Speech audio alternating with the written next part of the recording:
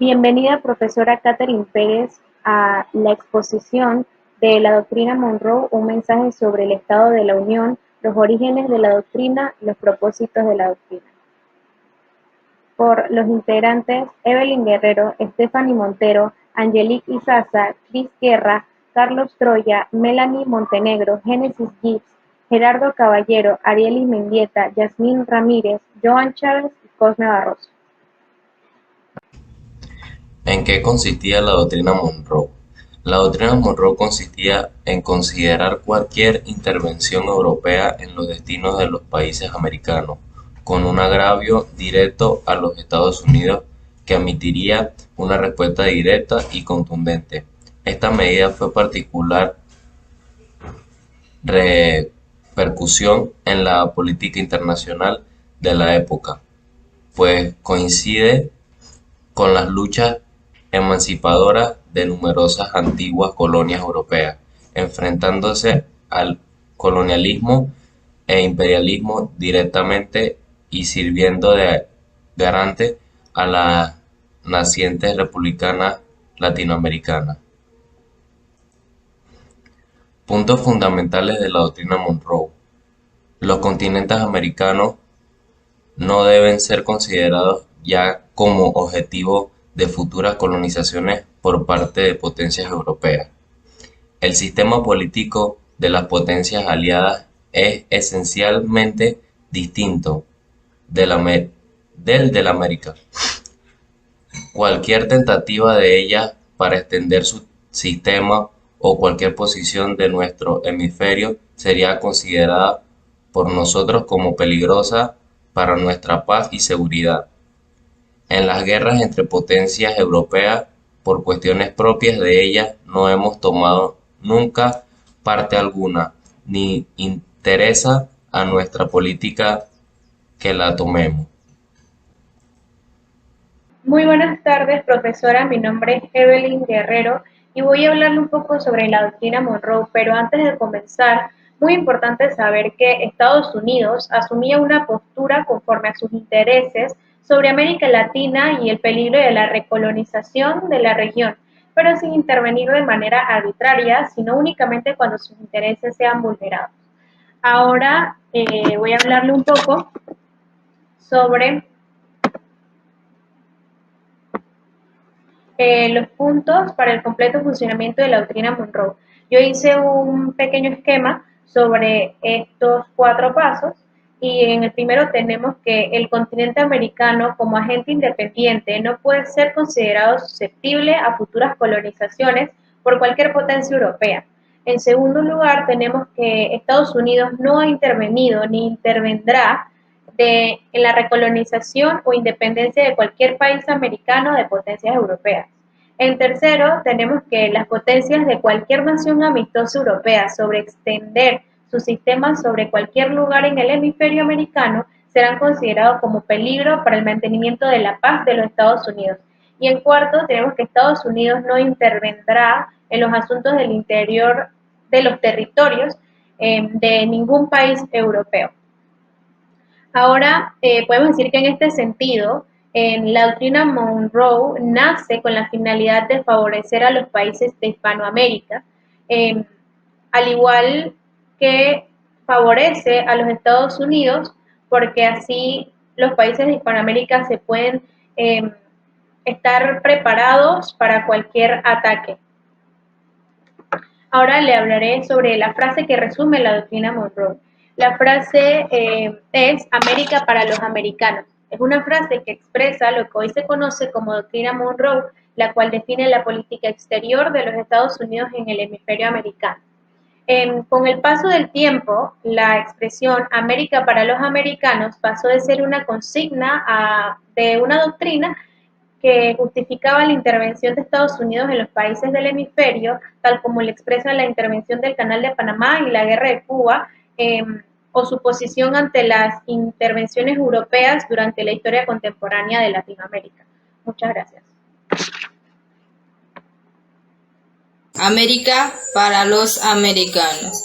Originalmente, esta frase forma parte de un discurso leído por James Monroe presidente de los Estados Unidos, entre 1817 y 1825, ante el Congreso de los Estados de la Unión el 2 de diciembre de 1823.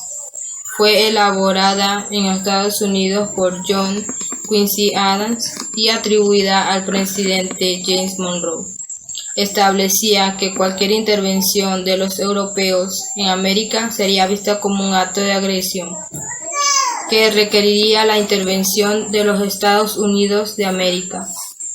El discurso, redactado por John Quincy Adams, no proponía una doctrina, sino que pretendía fijar posición ante el posible interés por revivir el colonialismo europeo en América, en un tiempo en el que la independencia de los Estados Unidos aún era muy joven.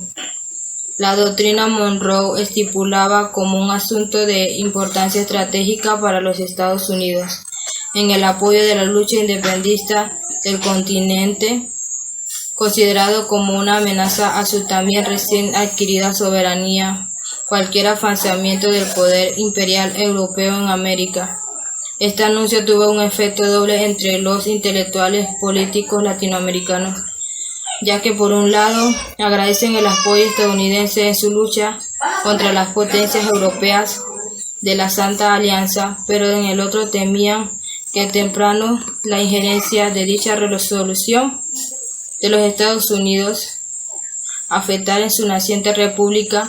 Con el paso del tiempo, la frase América para los americanos nació de ser una consigna a ser una doctrina que justificaba la intervención estadounidense en los países del hemisferio, tal como es la intervención del Canal de Panamá y la Guerra de Cuba, entre su posición hasta la intervención durante la historia contemporánea latinoamericana.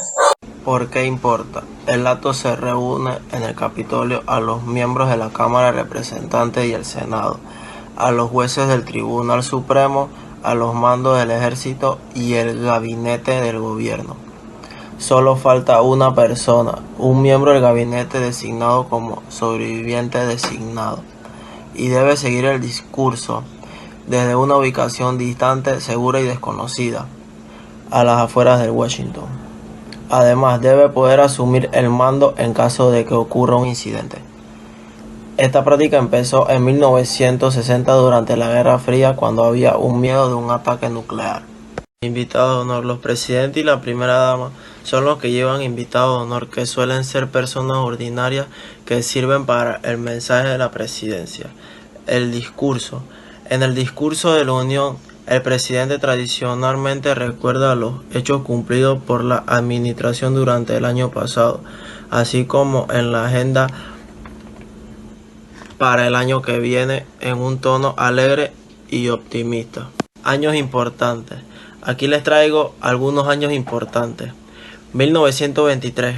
Calvin Coolidge fue el primer presidente cuyo discurso se oyó por la radio. 1933 a 1945. El presidente Franklin D. Roosevelt dio 13 discursos en sus 3 mandatos. 1947. Harry Truman fue el primer presidente visto por el público dando su discurso en la televisión. Muy buenas tardes, compañeros todos.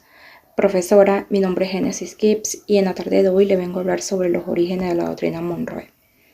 El 2 de diciembre de 1823, el presidente de los Estados Unidos, John Monroe, establece la doctrina, que llevaría su nombre.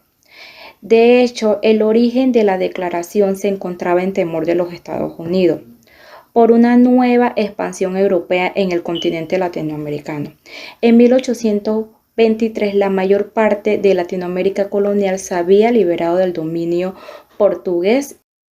Buenas tardes, profesora y compañeros. Estaremos hablando sobre propósitos de la doctrina Monroe.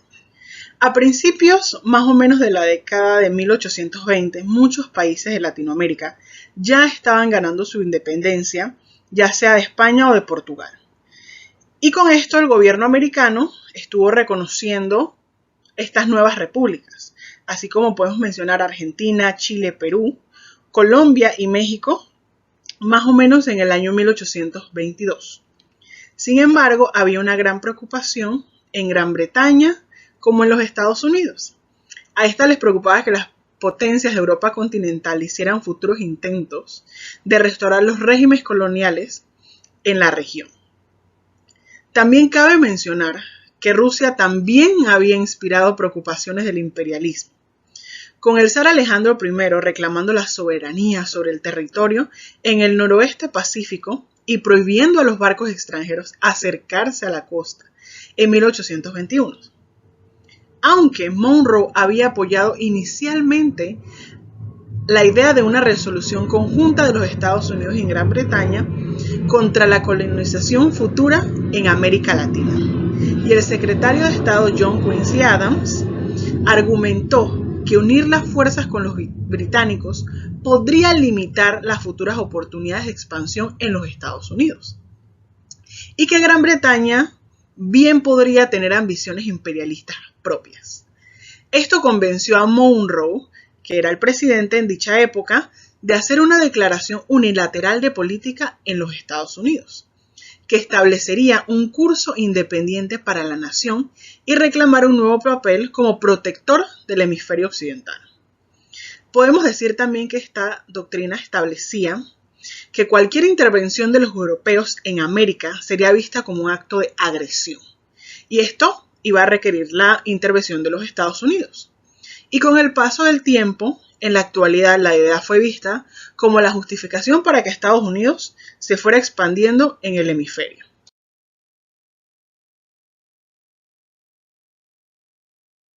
Origen de la doctrina Monroe. La llamada doctrina Monroe fue formulada durante la presidencia de James Monroe por el secretario de Estado y futuro presidente John Quincy Adams. Establecía que cualquier intervención de los europeos en América sería vista como un acto de agresión. La doctrina fue concebida por sus autores, en especial por Adams, como una proclamación de los Estados Unidos de su oposición al colonialismo frente a la amenaza que suponía la restauración monárquica en Europa y la Santa Alianza tras las guerras napoleónicas. Roosevelt fue en el siglo XX uno de los primeros en darle un nuevo sentido a la doctrina en su famoso y conocido corolario Roosevelt, cuyo objetivo era justificar la hegemonía norteamericana en América Latina.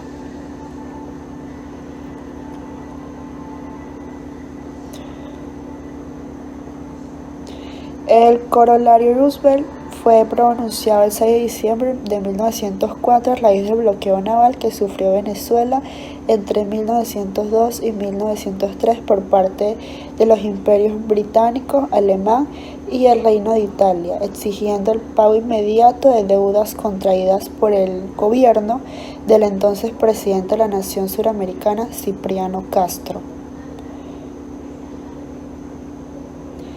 Dicho documento marcó una nueva etapa del imperialismo norteamericano llamada el Gran Garrote, que caracterizaba por combinar la persuasión diplomática con la violencia, alternando la forma de pactos y convenios con intervención militar.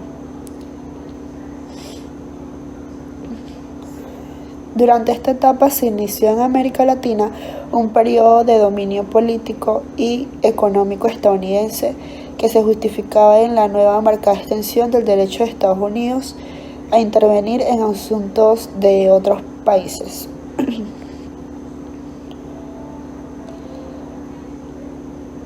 En resumen, podemos decir que la doctrina Monroe afirmaba que Estados Unidos actuaría a fin de evitar cualquier intervención extracontinental, esencialmente de los países europeos, resumida en la expresión América para los americanos. Dicha política aludía en realidad a la idea de América para los estadounidenses. Entre las características podemos mencionar los intereses apropiados de Estados Unidos de América. Se considera la lucha por la humanidad mundial. Desarrollo liberal capitalista no permite la intervención de naciones de otros continentes, pero las que están aliadas a su coalición sí se lo permiten. Se fortalecen las relaciones diplomáticas ya que negocian con otros países de la región su protectorado o estancia. se enfrentó de lleno al colonialismo y al imperialismo. Fue un programa político que busca alcanzar el expansionismo de los Estados Unidos de los demás países americanos. Fue una doctrina que tuvo mayor auge a medida del siglo XIX, cuando se transformó en una idea más ofensiva, intentando al mismo tiempo justificar las anexiones estadounidenses que se daban en la época. Tenía una frase como lema, la cual decía "América para los americanos". Esta frase se refiere a que cada vez que cualquier tentativa de reconquista y de colonización de los países liberados de la América hispana portuguesa sería considerado por Estados Unidos como una amenaza o un golpe a su propia independencia. Por lo tanto, los Estados Unidos interpretan la doctrina Monroe cada vez que surge algún incidente internacional en América. Buenas tardes, yo les voy a hablar de Hispanoamérica hace suya política exterior de los Estados Unidos. Bien, la política exterior de los Estados Unidos persigue dos objetivos interrelacionados. Primero, en el corto y mediano plazo, consolidar y aumentar su predominio militar a nivel global. Y segundo, en largo plazo, institucionalizar esa denominación en un orden político sumamente difícil o costoso de transformar. La política exterior estadounidense hacia América Latina en general es una relación como la región andina y más específicamente al Ecuador. Debe estudiarse a partir de la consideración de esos fines reactores de las decisiones y comportamiento de los Estados Unidos, así como los medios que emplean para lograr, a saber, los tratados de libre comercio TLC, la guerra antiterrorista y la promoción de la democracia. Aunque suficientemente el comportamiento internacional de los Estados Unidos aparece o aparenta similar al Imperio Británico a lo largo del siglo XIX, 1800 y 1914. Analizan desde la perspectiva del imperialismo, sería emplear las gafas erróneas. No entrará a presentar y discutirán las experiencias históricas entre la Inglaterra a lo largo del siglo XIX y la política contemporánea de los Estados Unidos, que pone en duda el empleo de categorías imperio e imperialista o imperialismo para analizar este último caso. Muchas gracias. La política exterior de los Estados Unidos puede ser considerada por haber sido la primera surgida con el inicio de la política de la rama de olivo, una tentativa de parte del nuevo país americano para reconciliarse con Gran Bretaña.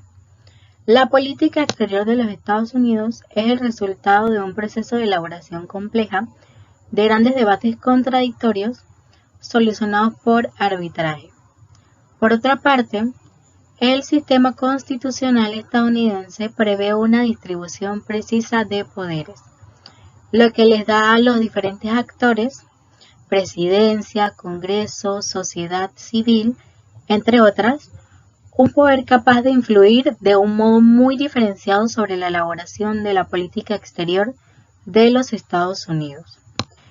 Esta constatación difiere de la opinión corrientemente admitida acerca de la idea de un poder reunido en las manos de algunos pocos, acabando en una política monolítica y sin debates. Ahora les voy a estar hablando un poco sobre la importancia de los países latinoamericanos y el Caribe en la política exterior de los Estados Unidos. Pues esto ha cambiado un poco más en los últimos años que los conceptos usados por los analistas y el lenguaje que frecuentemente usan los diseñadores de estas políticas. Expertos externos generalmente afirmaban que los países latinoamericanos y el Caribe eran importantes en la política exterior de los Estados Unidos debido a la seguridad militar, a la solidaridad política y al beneficio económico, definido entonces fundamentalmente en términos de las importaciones norteamericanas de materia primas y productos agrícolas de América Latina y de las inversiones de los Estados Unidos en la región. La política exterior de los Estados Unidos hacia América Latina en el siglo XIX. La política exterior de los Estados Unidos hacia América Latina en el siglo XIX se centró inicialmente en excluir o limitar la influencia militar y económica de las potencias europeas, la expansión territorial y fomentar el negocio y el comercio estadounidense. Estos objetivos se expresaron en el principio de no transferencia en 1811 y la doctrina Monroe en 1823. La política estadounidense fue unilateralista, mas no aislacionista. Gradualmente se volvió más agresivo e intervencionista a medida que el destino manifiesto contribuía a guerras y conflictos militares contra los pueblos indígenas, Gran Bretaña, España, Francia y México en el hemisferio occidental. Los sentimientos expansionistas y la política interna estadounidense inspiraron impulsos anexionistas y expediciones filibusteras a México, Cuba y partes de América Central. La guerra civil en los Estados Unidos detuvo temporalmente el intervencionismo y los sueños imperiales en América Latina. Esto desde la década de 1870 hasta finales del siglo. La política estadounidense intensificó los esfuerzos por establecer la hegemonía política y militar en el hemisferio occidental, incluidas intervenciones navales periódicas en el Caribe y América Central, llegando incluso a Brasil en la década de 1890. A finales del siglo, el secretario de Estado Richard Olney añadió a corolario Olney a la doctrina Monroe, que esta decía: hoy Estados Unidos es prácticamente soberano en este continente, y su fiat es ley sobre los sujetos a lo que limita su interposición. Y el presidente Theodore Roosevelt contribuyó con su propio corolario en 1904, en la que decía: el hemisferio occidental, la adhesión de los Estados Unidos a la doctrina Monroe puede obligar a Estados Unidos, aunque sea así de mala gana, en casos flagrantes de mala conducta o impotencia, a ejercer un poder, por decirlo, de policía internacional.